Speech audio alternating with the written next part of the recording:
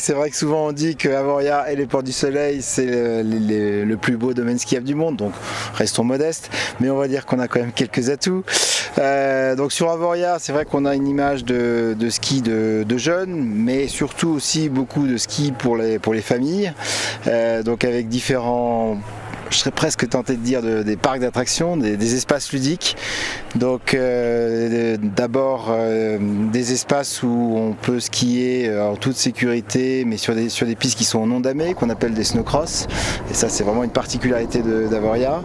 Et ensuite on a beaucoup de snowparks et qui sont adaptés à tout type de clientèle, à la fois pour les petits, pour les débutants, pour les familles avec le stash, des attractions un peu atypiques avec le Big Airbag qui est totalement gratuit, c'est assez rare dans les stations françaises. Alors j'ai ridé le Stash, le parc que j'aime beaucoup parce que c'est vraiment comme à l'époque, parce que moi je viens du snowboard il y a presque bientôt 20 ans. Donc voilà, donc celui-là il est old school et c'est ce que j'aime, rider les troncs d'arbres, c'est vraiment fun. Alors Avoria a mis en place 2 équipes qui s'appellent le Safety Team.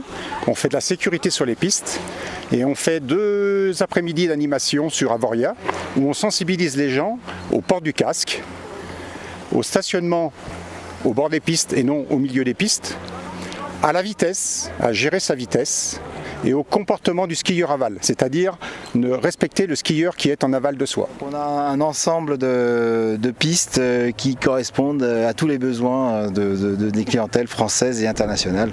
En termes de taille évidemment aussi, là c'est incroyable. Vous pouvez nous dire un peu le nombre de stations reliées peut-être? Oui, alors on fait partie du domaine des Portes du Soleil, donc un espace franco-suisse avec 12 stations, 8 stations françaises, 4 stations suisses, et je crois que c'est aussi ça qui est très sympa quand on skie, c'est qu'on passe d'un pays à l'autre sans trop s'en apercevoir, sauf pour l'accent. Vous verrez que quand on va en Suisse, on reconnaît bien l'accent suisse, et je crois que c'est un petit peu ça qui fait l'attrait des Portes du Soleil.